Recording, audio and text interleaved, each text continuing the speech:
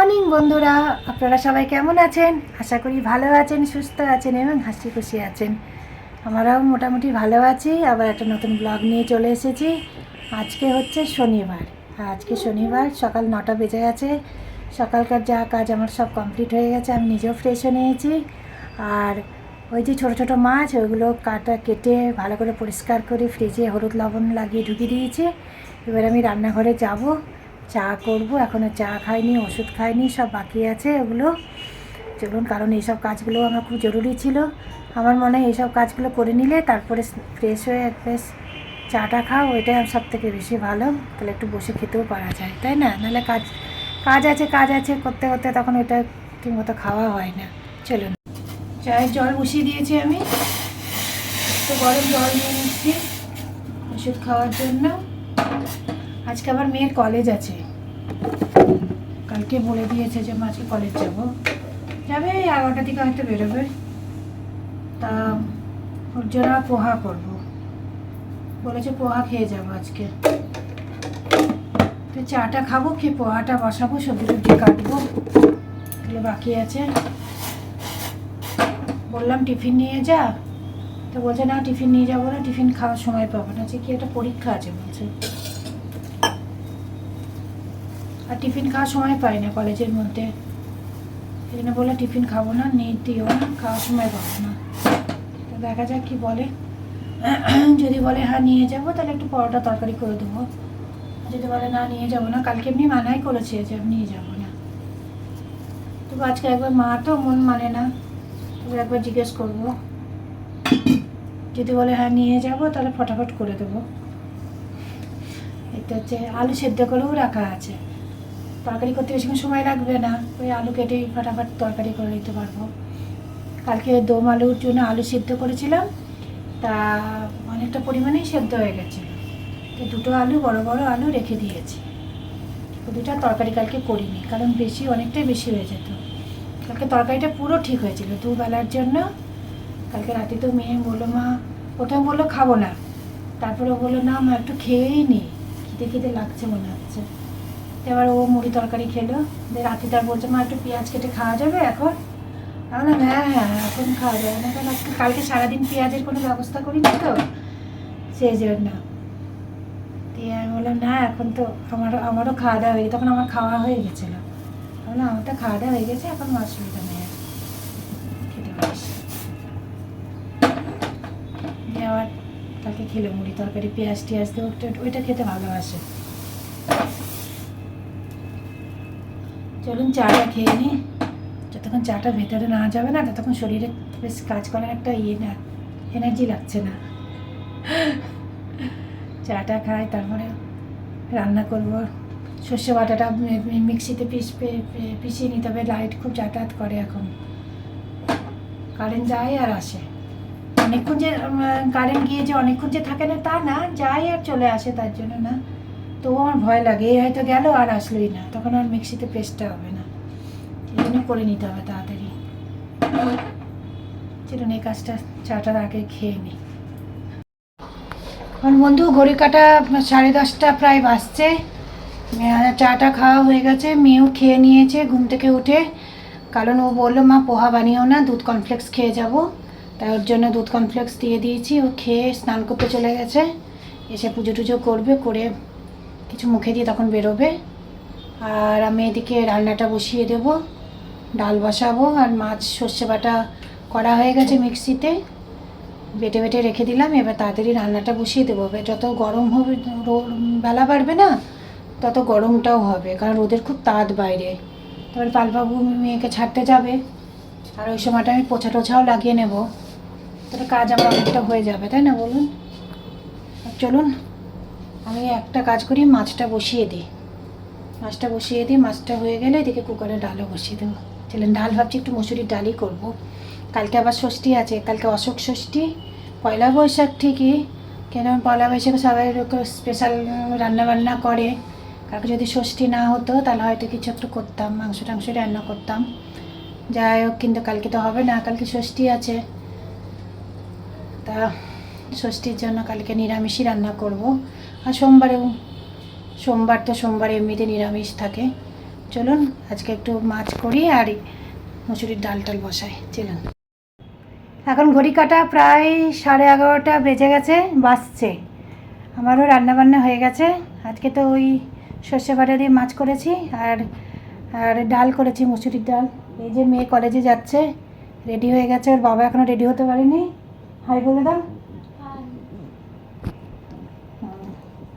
Ready, কারণ 12টার পর থেকে পরীক্ষা না রে, এখনও বেরোতে পারলো না, তাই খিচিবিচি লাগছে। ওর বাবা রেডি হচ্ছে। যাই হোক, ওরা বেরোক, তারপরে আমি একটু জলখাবার খাবো। আচ্ছা, জলখাবারের মধ্যে মুড়ি খাবো ভাবছি, কারণ কালকে পরোটা বা রুটি অনেক হয়ে গেছে, আটা। তা আজকে একটু মুড়ি দিয়ে, মুসুরির ডাল আছে, ডাল দিয়ে একটু চানাচুর দিয়ে পেঁয়াজ দিয়ে একটু খাবো, লঙ্কা টঙ্কা দিয়ে।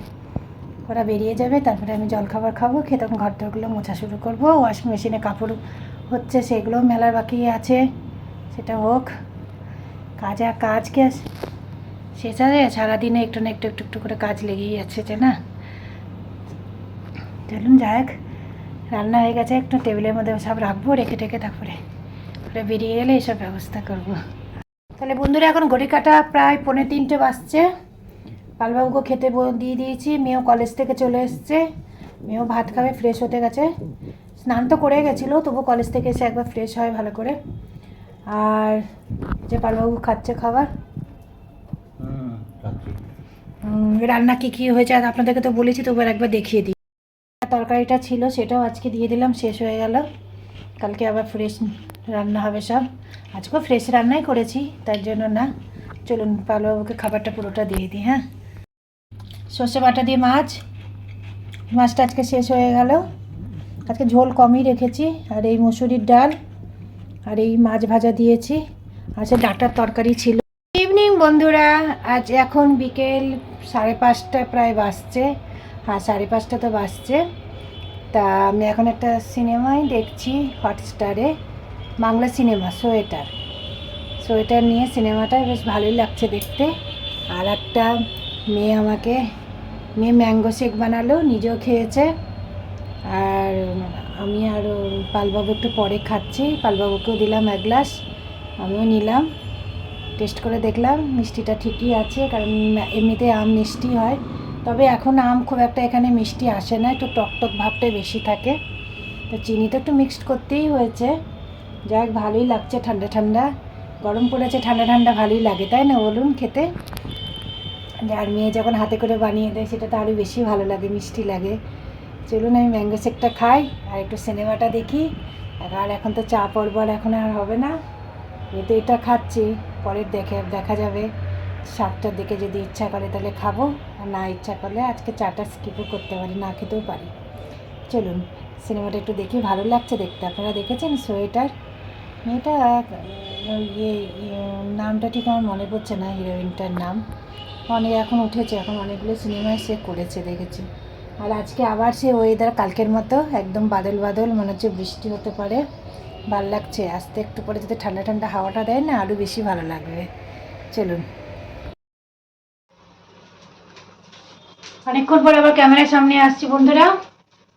আমি সাবুদানার পরোটা বানালাম, মেয়ে 2 দিন ধরেই বলছিল খাবো, তা ভিজিয়ে রেখেছিলাম সকালবেলায়, তাই ওর জন্য 3টে বানালাম। আর বাচ্চা কুচ্চা ওগুলো বললো মা একটু টিক্কির মতো করে বানিয়ে দাও, তাই একটু হালকা তেল দিয়ে টিক্কির মতো করে বানাচ্ছি। এটা মেয়ের খাবার, এত তো খাবে না, এর মধ্যে থেকে আমরাও খাবো। আর এই পালবাবুর জন্য ভাত বসানো হয়ে গেছে, আমিও একটু এখান থেকে ভাত খাবো, কারণ কালকে সারাদিন ভাত খাবো না, কালকে আমার অশোক ষষ্ঠী আছে।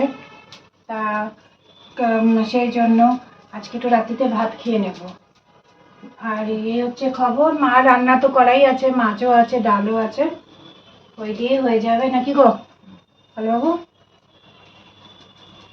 তাই ওই দিয়ে হয়ে যাবে। আর বাকি এই অনেকক্ষণ থেকে রান্নাঘরে এসছি, এইসব বানাচ্ছি, ভিডিও করতে পারিনি এইসব বানাতে গিয়ে। যাই হোক, কারণ আর এই রেসিপি আপনাদের সঙ্গে শেয়ার করেওছি এর আগে, যেটা পরোটা, যেটা সাবুদানা পরোটা, যেটা সেজন্য আপনাদের সঙ্গে আর আলাদা করে আবার একটা রেসিপি আবার শেয়ার করলাম না। যদি আপনাদের জানার ইচ্ছা থাকে তাহলে আপনারা আগে যে ব্লগগুলো আছে একবার চেক করে নেবেন, সেখানে আমি এই রেসিপিটা দিয়েছি। আবার চ্যানেলও পরে চেক করতে পারেন, রুমঝুম চ্যানেলে চেক করতে পারেন। চলুন কাজটা সেরে ফেলি।